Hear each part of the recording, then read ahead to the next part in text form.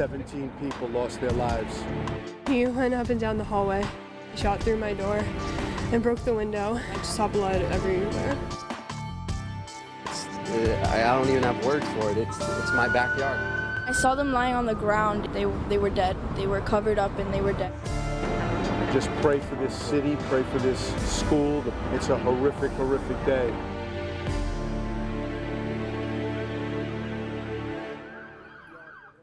Those are images and sounds that no one is ever prepared for. Students running for their lives with their hands up, hiding in closets, parents waiting for a sign that their children are okay. Another school shooting, this time in South Florida. Marjorie Stoneman Douglas High School in Broward County between Fort Lauderdale and Boca Raton. 17 people are dead. The suspected shooter, a 19-year-old former student who is in custody. Nightside's Carolina Lead is live in Parkland outside of the high school with the very latest. Carolina? Well, Katie, we are about a block away from this high school, and this is a parking lot where we are seeing parents and students walking around this parking lot. They seem dazed, as if they don't know how to process what they saw today. Let me quickly give you a live look at what we're seeing here. Police have closed off this entire area, making sure that people cannot get to that school as they continue their investigation. The shooting happened just minutes before the end of the school day. The fire alarm went off, and then the shooting began. The suspect was first brought to the hospital, then later to the sheriff's office headquarters. The sheriff says right now his officers are working to identify all of the victims. And for that reason, we do not have any of their names because their families need to be notified. School is closed for the rest of the week. We do not know when it will reopen. And earlier tonight, we heard from the governor. You're furious. How could this ever happen in this country? How could this happen in this state? This is a state that is focused on keeping all of our children safe. You come to the conclusion this is just absolutely pure evil. And Alex Miranda has been keeping an eye on social media all day today. And Alex, some of the images that kids were able to post are just absolutely shocking. Yeah, Carolina, I mean, most kids bring their cell phones to school, so many of them were able to text or call their parents or guardians, but because they had their cell phones, they were also able to post what they were going through in those classrooms on social media. It was difficult to follow these posts, I'll tell you today. One thing I want to warn you about, the videos that I'm about to show you are not only disturbing, they're also terrifying. Holy.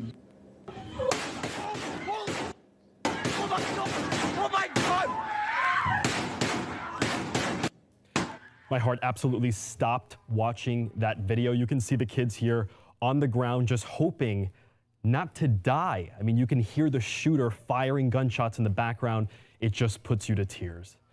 Now, here's another video I found. It was originally posted on Snapchat from inside another one of those classrooms. This poor girl's face that you see right there on the screen, wondering what's going to happen next. You just can't imagine what she is feeling at that point in time. Finally, in this video, these students are about to be evacuated by the SWAT team. They put their hands up and they put their phones away a little bit later on in the video right there. Also later on in the video, you'll see one of the girls on the right, her hands right there are just trembling. I mean, you can't imagine the fear that she's experiencing in that very moment. I also found a student on Twitter while this was all happening, as it was an active event. His name is Aiden. This is what he posted. I'm in a school shooting right now. Now, I definitely wanted to see if he was okay, so I followed his account. He posted this photo and this photo next. He said, "My school is being shot up and I am locked inside. I am scared right now." Now, I'm happy to tell you that Aiden is all right. The next photo that he posted was this one from outside of that school. He said, "Love each other. You may never know when it may be the last day you meet someone." Now, Carolina is live, of course, in Parkland. Carolina, this absolutely broke my heart. I mean, just tell me, what is the mood out there right now? Well, Alex, the hardest part of covering a story like this, of course, is speaking to parents and students who are experiencing this right now. Nightside's Bo Zimmer just came back from the hospital where you have families going there trying to get answers. Yeah, the hospital is on lockdown tonight, so there was a line of people trying to get into the hospital, but because it was on lockdown, they were checking individual IDs. These are both people that might have been connected to the shooting, either friends or family, or other patients there at the hospital that were having trouble getting in to see their loved ones. So this is affecting a lot of people. But think back to when we were in middle school and high school. Valentine's Day, it's one of those days where you're going to school, you got a lot on your mind with the opposite sex maybe. You're excited about the day, you're excited to see your classmates. The image that stands out in my mind most, a young girl that came to school, she had gotten some flowers throughout the day. During the evacuation, she lost all but one of her flowers. She managed to hold on to that one carnation. And just imagine what this day and future Valentine's Days will be like for these students. We talked with numerous parents and students, both here around the school and over at the hospital, who shared their emotions of the day. Teachers didn't really know how to react because it was all a shock to them, just like us. Been practicing protocol, but you don't know what to do until the real thing happens. People were actually really scared. My friend was crying. I was hysterical crying. People thought the gunshots were fake, like firecrackers. My daughter called my wife, and she's saying there was a shooting going on at the school. It's locked down. So I was one of the first people in the scene because I worked 5 minutes up the road. So I drove fast down here. I saw police officers, FBIs, all with machine guns running towards the 1200 building. And early on this afternoon, you can imagine the confusion, the fear, especially among those parents trying to figure out what was going on with their kids. Bo, such a difficult night for so many parents in this area. Let me put a lot of this into perspective for you. I've been doing a lot of research tonight, and today's shooting in Parkland is the 18th incident involving gunshots at an American school this year, and it is not even March just yet. The database everytownresearch.org tracks shootings across the U.S. 8 of the incidents involved gunfire but no injuries. 7 others were intentional shootings that caused injuries or death. 2 were suicide related and 1 was accidental, causing injury. Parkland, this mass shooting that we have here, is among the 10 deadliest in modern U.S. history. Just think about that. And since 2013, just within the last 5 years, there have been 300 school shootings in the U.S. That is an average of 1 a week. 2/3 of school districts report doing these active shooter drills, but there are only 19 states that actually require that. And Katie, when you look at those numbers and you put that into perspective, it just shows you that so many people that we're running into tonight say something needs to be done. Yeah, on Facebook Live tonight, that's exactly right, Carolina. Everyone agrees. We can no longer stick our heads in the sand while kids are being slaughtered at school, but there's no agreement on how to change things. Some say the solution is more guns. Sandra says, when are we going to secure and arm security at schools? We have it at banks, courts, etc. Others say we need to better our laws, improve those gun laws, and keep guns away from unstable people. Dean's one of them. He says, I am sick and tired of all these senseless killings. This isn't a mental health issue. Every country has mentally ill people. The USA is the only one that arms them. Now, Florida State Senator Linda Stewart actually joined us on our Facebook Live conversation. She's been trying to change gun laws in Florida ever since the Pulse nightclub shooting. We're not getting to the real root of us having to cut down on assault weapons in the hands of citizens that should not be able to use them mentally, or they're just background checks are not going through as well as they need to be going through. So I just think we need to cut back on assault weapons that were really meant for the military. But nobody wants to talk about that. Stewart drafted 2 bills this session, one to restrict new purchases of assault rifles, just like the AR-15 that police found at that school today. The other to outlaw bump stocks, like the ones used in the Vegas shooting. Those turn a semi-automatic weapon into an automatic one. Neither bill was ever talked about. They never went to committee. It's easy to feel helpless in the wake of something like this, but there is a way to help even from here in the Bay Area. Local hospitals need blood donations because extra blood was sent to the hospitals near Parkland. Now, OneBlood says they're in need of O-negative blood. That's the universal donor blood type. It's used to treat trauma patients. And if you can donate, OneBlood recommends making an appointment at one of their donation centers through their website. That is oneblood.org. And Alex, there are so many incredible stories from parents and students and teachers, but we're also hearing from one girl who says she spoke to the suspected gunman just minutes after police say he opened fire.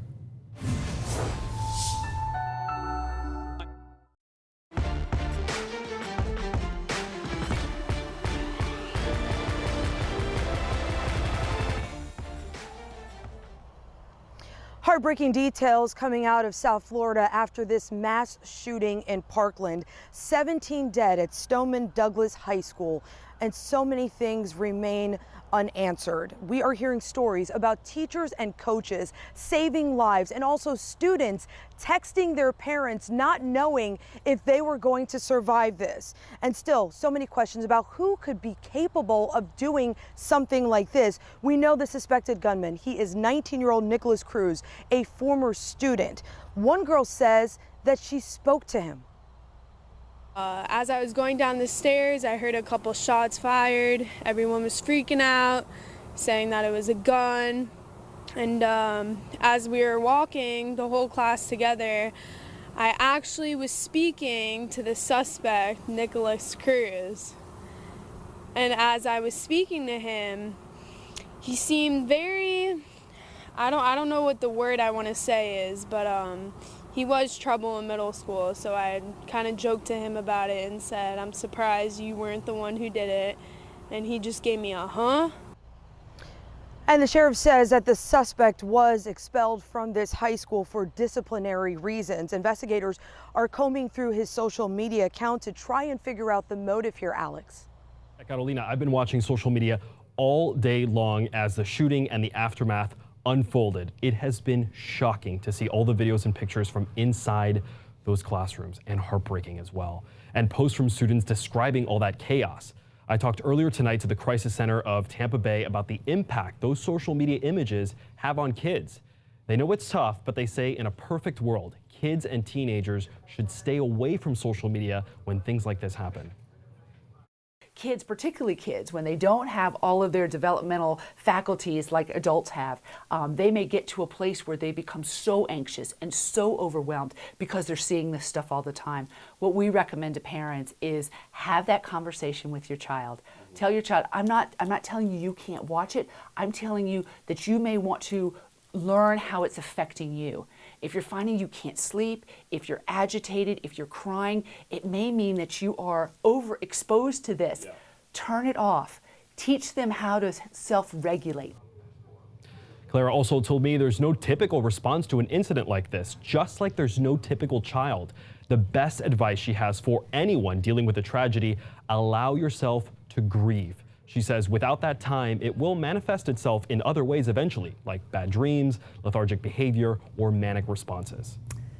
Well, Alex, the Facebook Live posts are multiplying, people fighting bitterly over how to stop these shootings, and athletes are not staying silent about their opinions either, Ryan. No, they're certainly not. We've actually seen a lot of athletes speaking out. Jameis Winston posted on Instagram that he's providing his thoughts and prayers with the families and children in Parkland. But it was NBA head coach Steve Kerr who chose to deliver a more stern and directed message. It doesn't seem to matter to our government that children are being shot to death day after day in schools. It's not enough, apparently, to move our leadership, our government, the people who are running this country to actually do anything. Maniacs with semi-automatic weapons, just slaughtering our children. It's disgusting. Wow. That was just a portion of Kerr's impassioned, powerful response, and certainly a lot of athletes and coaches speaking out on today's horrific shooting in Parkland.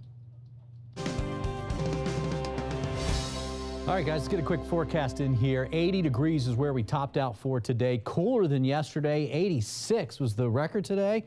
That's where we topped out yesterday, and we did set a record with that. Right now, though, it's nice and calm out there, very comfortable, 74 degrees. Dew point's relatively high, 65 degrees. So it does feel a little bit on the muggy side, but you can see it's very, very quiet as far as any rain or really even any clouds, at least at this point. There's some fog over on the East Coast. That is going to push this way. Watch this on the forecast model overnight. That's 4 a.m. That's about 7 a.m. So look for some fog pushing back towards the coast, but then by about 9 o'clock, 10 o'clock in the morning, it's out of here, and we've got lots of sunshine. And we're going, after starting the low to mid 60s tomorrow morning, fairly comfortable. We're going to go to the low 80s again in the afternoon and should stay dry all the way through.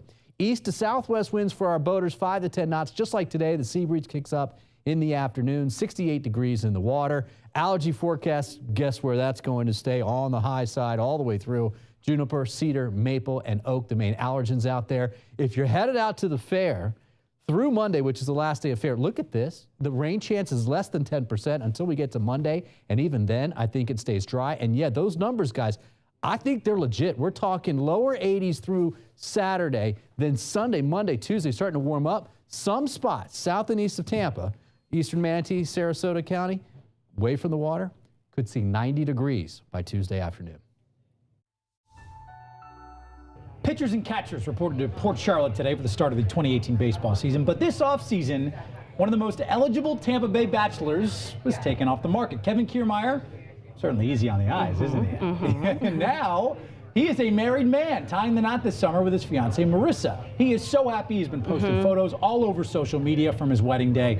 And Allie, you got a chance to sit down with the newlyweds. Perfect Valentine's story, Is it right? not? Such a good love story. So with the start of baseball season upon us, we wanted to introduce you to Kevin and Marissa Kiermaier. So we went to one of their favorite spots to talk about what's on their TV, who works out harder, and how she stole his heart.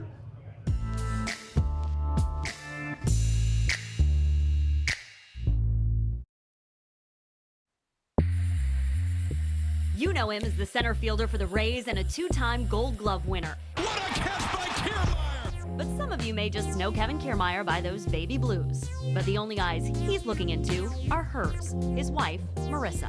So first of all, congratulations. Thank you. Thank you. How's married life? It's been really good. What I always tell people is we still do everything that we did before now, just with the ring on. How was the wedding? Oh my gosh, beautiful. Dream come true, fairy tale, loved every second of it. I wouldn't have changed a thing. Time to get it going. The Kiermaiers say they're kind of boring. But we got to tag along on one of their hobbies, taking in BP at the Next Level Instruction in Tampa. We go to the same gym, we work out, not really with each other too much, but... Because she probably can lift a lot more than you. Totally. Yeah, she's jacked. Obviously. He grew up with two brothers. I gotta live up to it. Wow. She's not a big outdoors person. Like, I love fishing, I love doing other stuff, bow fishing, all that. I like the beach. She can go walk around the mall for 4 hours and she wants to drag me with her while I just go sit on the closest bench nearby. Always watching Purdue basketball with each other, boiler up. Oh, now I roll. Oh, he loves Purdue. Oh my goodness. I just he love loves college Purdue. basketball in general. I love watching it and she hates how much I watch it.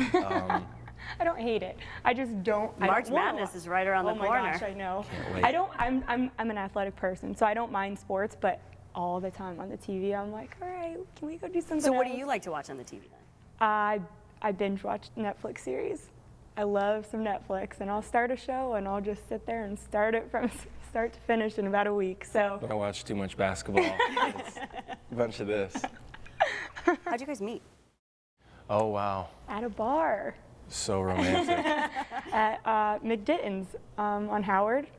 I was out with some of my girlfriends, and he was out with a couple of his teammates.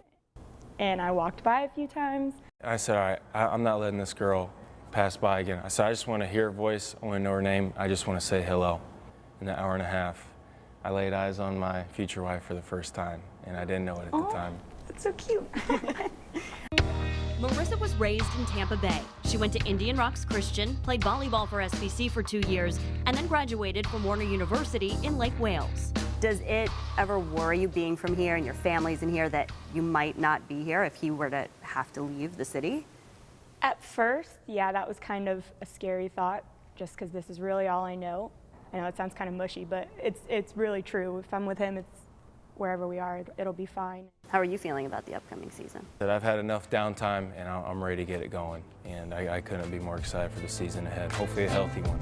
It'll be tough going from seeing each other every day to 10-day road trips, but they're not worried. The Kiermaier love home run hitter is strong. Look at those guys. The Kiermaiers tell me their Valentine's tradition is going to Burns, which is one of their favorite spots in Tampa Bay.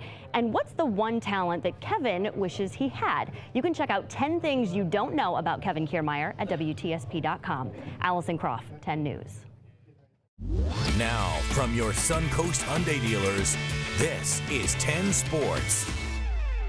You got to forgive me if I'm blushing here. I mean, yes, the Rays, they certainly have their faults, and they're going to go through some growing pains this year. But on this Valentine's Day, I can't help but crush over the Rays' starting pitching staff. Their entire staff at that is fantastic. They're not just young, they're also quite charming as well.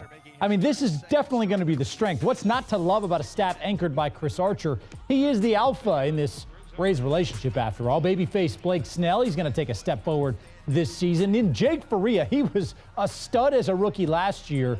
Going to be even better. And don't forget about a healthy Nathan Eovaldi. Arch certainly likes what he sees as well.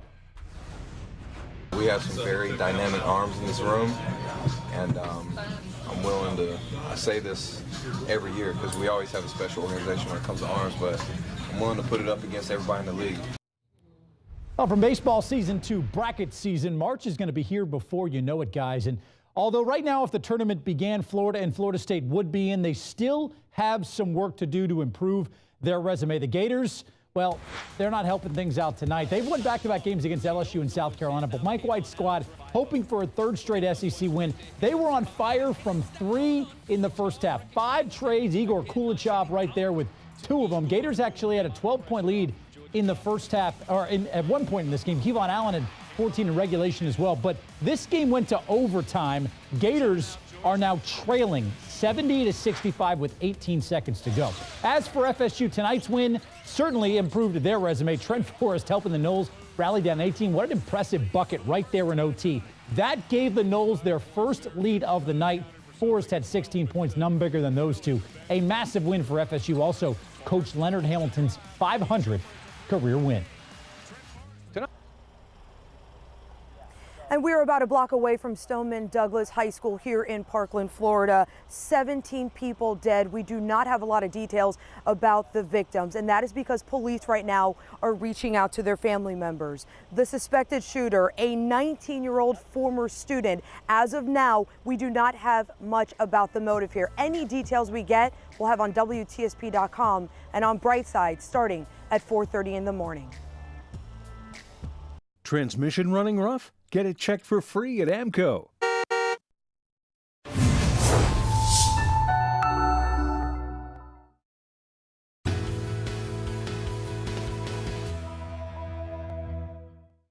Look at all this construction. Just look for the cranes. Tampa Bay is changing. And so is 10 News. 10 News, have you watched us recently? 10 News is changing because we listen to what it is that you want. Viewers talk to us and we talk back to them. It's real, it's authentic, it's a conversation. We want to find those things that are being talked about but not being covered. You guys can hear me, right?